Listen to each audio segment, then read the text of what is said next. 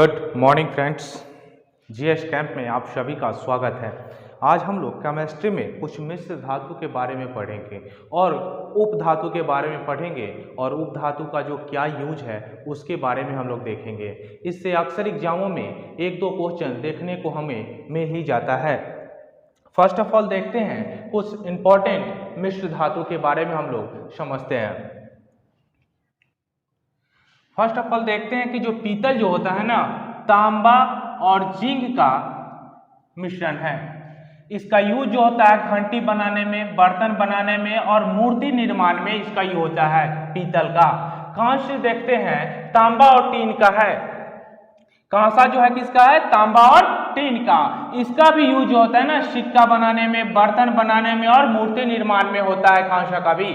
और bell metal जो होता है तांबा और टीन, ये भी मिश्रण है। बेल धातु किसका मिश्रण है? तांबा और टीन का। इसका भी निर्माण होता है बर्तन और मूर्ति बनाने में। रोल्ड गोल्ड आता है जो तांबा और एल्युमिनियम का मिश्रण है। रोल्ड गोल्ड किसका है? तांबा और एल्युमिनियम का मिश्रण है।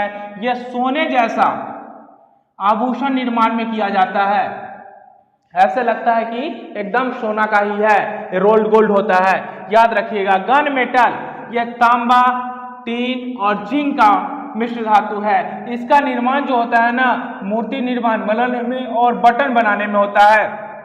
जर्मन सिल्वर हम लोग देखते हैं जो कॉपर, जिंक और निकेल का मिश्रण है।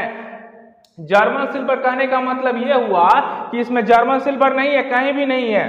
आपको याद रखना है कॉपर, जिंक और निकेल। और नाइक्रोम जो होता है ना, ये निकेल, क्रोमियम और आयरन का अतिमिश्रण होता है। और ड्यूरेलियम जो होता है एल्युमिनियम, कॉपर और मैग्नीज का होता है। डच मेटल जो होता है ना तांबा और जस्ता का होता है। ये मिश्रण आपको याद रखना है दोस्तों।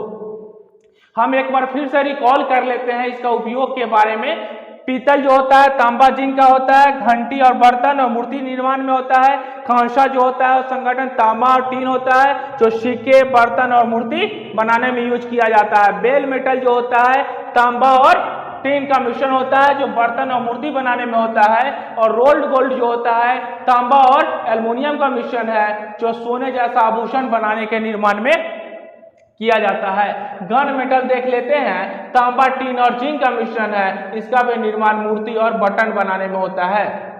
जर्मन सिल्वर है कॉपर, जिंक और निकेल का मिश्र धातु है ये। और बर्तन और नल बनाने में इसका यूज होता है। नाइक्रोम जो होता है निकेल, क्रोमियम और आयरन होता है जो हीटर का तार और तार का निर्माण में प्रयोग होता है। ड्यूरेलियम जो होता है ना, ये एल्युमिनियम, कॉपर और मैग्नीज का मिश्र धातु है।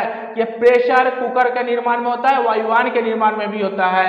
डच मेटल जो है तांबा और जस्ता का मिश्र धातु है जिसमें धातु की पतली परत बनाने में इसका यूज किया जाता है डच मेटल का। हम लोग देखते हैं कि कुछ उप धातुएं हैं।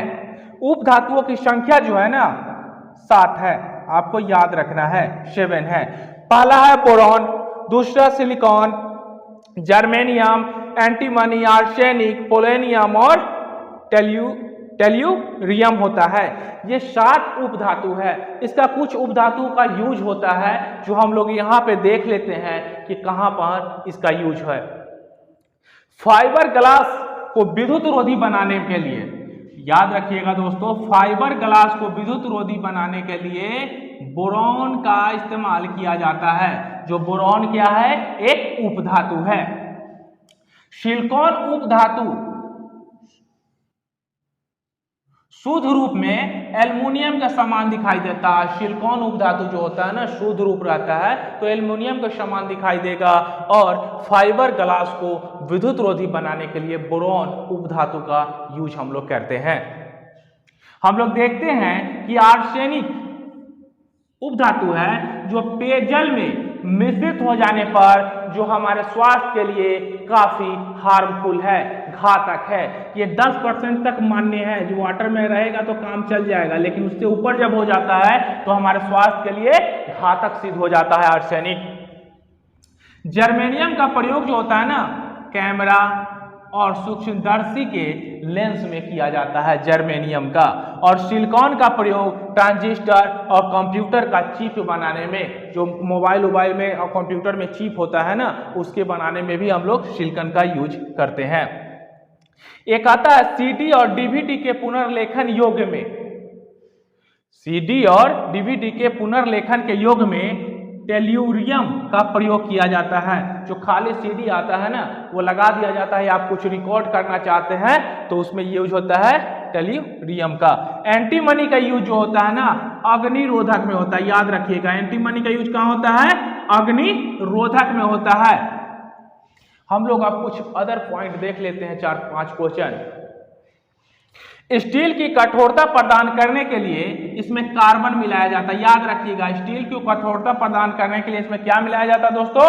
तो कार्बन मिलाया जाता है। और जंग रहित लोहा बनाने के लिए, जंग रहित लोहा बनाने के लिए इसमें क्रोमियम का प्रयोग किया जाता है।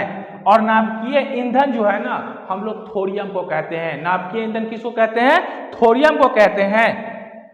और भारत में जल विलवणीकरण संयंत्र जो है ना, लक्षद्वीप में स्थित है। ये आपको याद रखना है पॉइंट।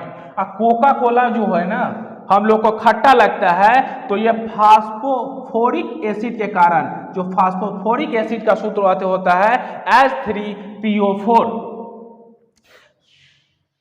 संभवतः ये वीडियो आप लोगों को समझने में कोई दिक्कत नहीं होगी। अगर ये वीडियो आपको अच्छा लगता है तो लाइक, शेयर और सब्सक्राइब जरूर करें। मिलते हैं अगले वीडियो में।